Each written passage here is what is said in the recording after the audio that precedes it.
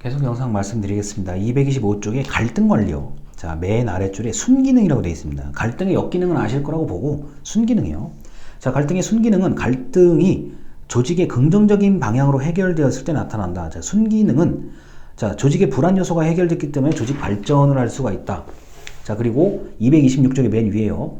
자, 조직 전체의 쇄신을 도모할 수 있다까지인데, 자, 이렇게 얘기하기보다는 이제 갈등이 긍정적으로 작용하는 거는 나와 너와 우리가 고민하고 말하기가 불편했었던 것들이 다 일단 나온다는 거예요. 나는 사실 네가 싫었어 라고 얘기를 왜 싫었는지 어떻게 싫어졌는지를 다 얘기를 나도 하고 얘도 하고 얘도 하고 우리가 다 했을 때 속마음을 전부 다 완전히 얘기했을 때 이게 가능해요. 그래, 듣고 보니 그렇네. 나도 내 얘기 듣고 보니 그렇네. 듣고 보니 그렇네. 듣고 보니 그렇네. 이렇게 돼야 되는 겁니다. 근데 이게 안 되면 쉽지가 않아요. 갈등의 순기능이 만만하지가 않습니다. 그리고 시간이 많이 걸려요. 그게 특징이라는 거고요. 자, 이제 리더십인데, 리더십은 원래 이게 독립된 과목으로 이제 나와도 손색이 없는 거고요. 리더십이 가장 이제 발표하고 숙제 내기가 좋은 과목이에요. 왜냐면은 뭐 사람 인물 중심으로 한 명씩만 찾아와 보세요. 그러면 뭐 찾을 사람이 얼마나 많은데요. 자, 그래서 이 자질론에 대한 얘기. 먼저 이 리더십의 이론은 크게 세 가지요. 세 덩어리인데 자질론, 행태론, 상황론 이 세 덩어리로 있습니다. 자, 자질론은 그 개인의 특성에 이제 맞춰진 거예요. 야, 그 개인이 가지고 있는 신체적, 정신적 뭐 이런 특징들에 관련된 거고, 이제 대표적으로 우리가 가장 쉽게 알 수 있는 건 위인전. 우리가 어렸을 때 읽었던 위인전 같은 게 대표적입니다. 자, 그리고 그 개인의 어떤 역경, 살아온 과정 이런 것들을 연구하는 거고요. 뭐 요새 말하자면 대통령 리더십 같은 경우가 이제 가장 이 자질론에 관련된 거라고 보시면 되겠습니다. 그리고 뭐 우리가 이제 유명한 기업을 이끌어가는 이런 회장님, 사장님들도 이 자질론의 개념에서 보시면 되겠습니다. 자, 행태론인데, 행태론은 제가 지금까지 이해한 건 딱 하나예요. 228쪽에 위에서 8번째 줄이요. 리더의 행태, 리더의 눈에 띄는 모습을 연구를 한 건데, 자, 두 가지로 나눈다.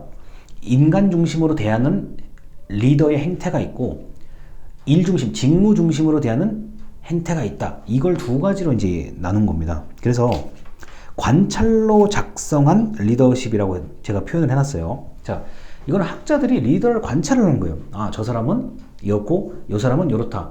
근데 이거를 연구를 다 모아보니까 인간 중심의 리더십을 발휘하는 사람이 있고, 직무 중심의 리더십을 발휘하는 사람이 있다라고 관찰을 한 겁니다. 그래서 행태론이에요. 자, 그리고 229쪽의 상황론인데, 자, 상황론은 이제 그 반가로 1번 피들러의 상황이론이 제일 대표적입니다. 이걸 보시면은, 자, 피들러라는 사람은 리더와 부하의 관계, 업무 구조, 그 다음에 리더의 권력이 어떻게 결합되는지에 따라서 그 상황 이론이 적용된다라고 얘기를 하죠. 그래서 예를 들어서 뭐 이것도 리더가 좀 불리한 상황이면은 임무 중심적으로 뭐 가야 된다. 뭐 리더가 유리한 상황이면은 인간 중심으로 가야 된다. 이런 얘기인데, 기본적으로 상황론도 일과 인간이라는 그 두 개의 기준이 제일 커요. 그래서 상황이 바뀔 때마다 내가 일 중심의 리더십으로 가느냐, 인간 중심의 리더십으로 가느냐, 이게 피들러의 개념 이론이에요. 그런데 이 상황론은 개인이 그 상황에 맞게 좀 적응을 잘해야 된다는 논리로 결국은 이게 모아집니다. 자, 229쪽에 그래서 맨 아래에서 네 번째 줄. 자, 이제 완전히 다른 거. 하우스의 경로 목표 이론인데, 경로와 목표라는 용어는 자, 지도자가 부하들의 업무 경로를 명확하게 해줘서 목표에 이르는 과정을 쉽게 해야 된다. 이게 대표적으로 운동선수예요. 자, 감독과 코치가 왜 있습니까? 선생님이 왜 있어요? 자, 특히 우리 어린이 축구 같은 거 볼 때, 어린이 야구 같은 거. 자, 이거는 이렇게 치는 거예요. 이건 이렇게 하는 거예요. 자, 이거는 이렇게 하면은 네가 이렇게 될 것이고, 네가 이걸 하면 이렇게 될 것이다. 이게 경로 목표 모형은 철저하게 운동선수 개념이에요. 아주 철저하게 운동선수들이 이 모형에 따라서 가고 있는 겁니다. 그리고 감독이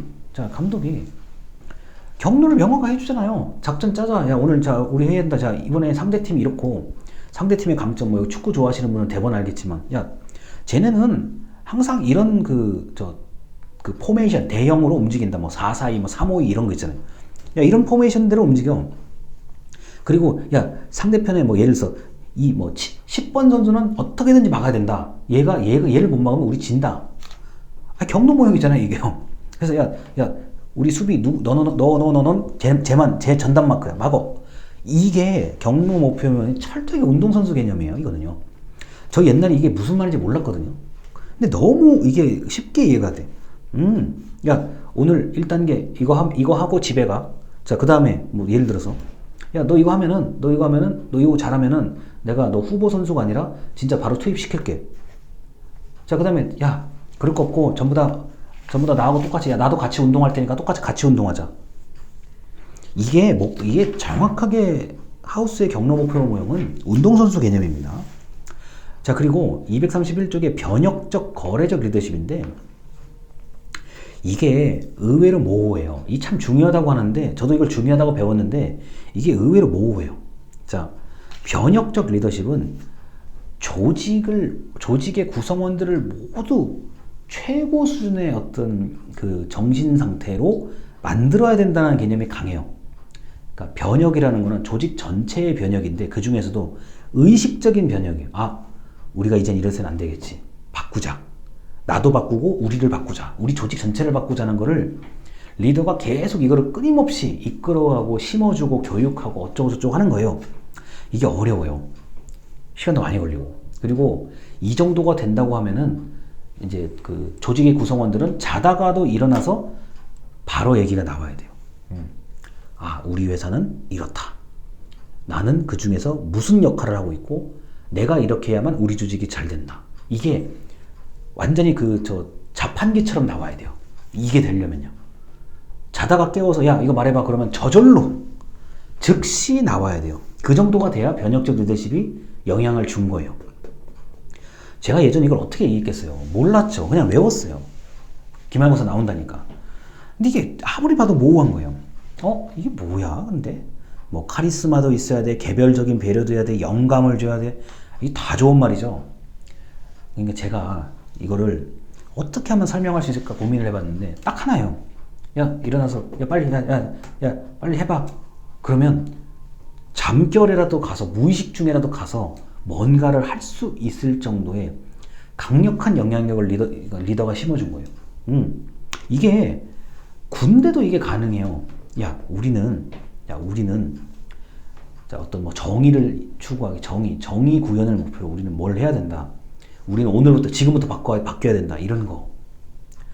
자다가 일어나서도 어떠한 상황에서도 내 임무를 달성해야만 우리 조직이 살고 우리는 뭐 승리한다. 뭐 등등등. 이게 아주 어려워요. 이거는요.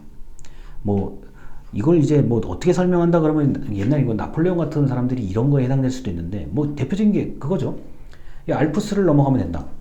알프스 산, 이 큰 엄청난 이걸 넘어가면 된다. 아니, 이걸 어떻게 넘어가냐고. 저희 대포도 있고요. 대포도 다 가져가야 되고요. 말도 타고 가. 이 추운데 이걸 어떻게 넘어가냐. 넘어가요, 또. 진짜 희한해요, 넘어가요. 그 대포, 이거 옛날 대포 아시죠? 바퀴 큰 거 2개 있고, 이게 포 이렇게 돼 있는 거예요. 이거를 다 해체 분해해가지고 넘어가요. 이걸 다 메고 넘어가요. 근데 그렇게 할 수 있게 만든 게 신기해요, 제가 봤을 때는요. 야, 저거 넘어가다 죽은 사람이 엄청 많을 거고, 추워서 난릴 텐데, 저 부하들한테 어떻게 저걸 했길래 저걸 메고 넘어가고 어쩌고저쩌고 넘어가. 그 신기해요. 전 지금 생각을 해도요. 그게 이제 변혁적 리더십의 어떤, 제가 알고 있는 제일 대표적인 사례인데, 거래적 리더십은 이거는 의외로 이해하기 쉬워요. 야, 우리가 이걸 하면은 너는 뭐 이거 네가 원하는 거 줄게. 대신에 나한테 내가 원하는 거 해달라. 이게 거래적 리더십이에요. 그리고 이게 한두 번씩 딱 보여서 이제 신뢰가 간다. 내가 해주는 만큼 너희도 나한테 해주고, 응? 너희가 해주는 만큼 나도 해준다. 이게 신뢰관계가 생기기 시작하면은 거래적 리더십이 굉장히 무서운 리더십이 돼요. 맞아. 야, 처음에는 좀 긴가민가했는데, 야, 우리가 일을 해주니까 진짜 해주네? 야, 한번 더 해보자. 열심히 더 하고, 열심히 더 주고. 주고받는 게 잘 된다는 게 거래적 리더십이에요. 그래서 이게 이제 그 프리랜서 또는 이제 뭐 예를 들어서요. 일 처리 잘해주면 돈을 얼마 주겠다. 뭐 이런 거 등등이 꾸준하게 잘만 되면은 거래적 리더십이 잘 돼요. 이게 그리고 효과가 제일 금방 나타날 수도 있어요. 응? 정말 이 사람이 내가 이거 해주면 잘해줄까? 해줬는데 진짜 잘해줘요. 그러면 이제 갑자기 이제 믿음이 생기기 시작하고, 두세 번 했는데, 너무 괜찮아. 그러면은 하지 말라고 해도 해줘요. 나중에 어떤 상황이 되면은, 이거 나 지금 좀 부탁하게, 괜찮습니다. 제가 해드릴게요. 이렇게 돼요. 이것까지를 리더가 할 수 있다고 보는 게 거래적 리더십이에요. 그래서 이게 현실적인 어떤 감이 없으면 이건 리더십 같은 건 되게 재미가 없을 수도 있어요. 그냥 뭐 위인 조사하다가 끝나는 거네. 그렇게 생각을 하는데 그거 아니에요. 제가 살다 보니까 이게 어느 순간엔 다 있어요. 있는데 그거를 뭐 이제 이걸 알고 느끼는 거, 겪어보는 거하고 모르고 겪는 거는 차이가 크잖아요. 그래서 여기까지가 있다는 거 말씀을 드리면 일단 그 조직론까지 다 끝납니다. 이제 우리가 인사, 재무, 지방만 남았어요. 인사, 정보, 지방만 남았는데 그 인사행정, 재무행정, 지방행정은 사실 법에 관련된 내용이 많아요. 그래서 다음에도 여러 번 말씀을 드리겠지만 인사, 재무, 지방행정은 법령에 따라서 움직여야 되는 게 많기 때문에 객관식 시험을 준비하실 분들은 반드시 법령, 우리 학원에서 알려주는 그런 법령은 반드시 알아야 되고요. 그 다음에 개정된 법령, 이게 뭐 작년과 올해 좀 중요한 부분이 개정됐다 그러면 그건 반드시 알아야 되고요. 제가 또 말씀드리긴 할 건데 뭐 날짜 바뀐 거, 뭐 60일이 뭐 30일로 바뀌었다든가, 예를 들어서 뭐 15일이 7일로 바뀌었다는 거, 이렇게 날짜 바뀐 거, 문구가 바뀐 거를 유심히 보셔야 돼요. 그래야 객관식 시험에서 점수를 잘 받을 수가 있습니다. 오늘 영상 여기까지입니다. 감사합니다.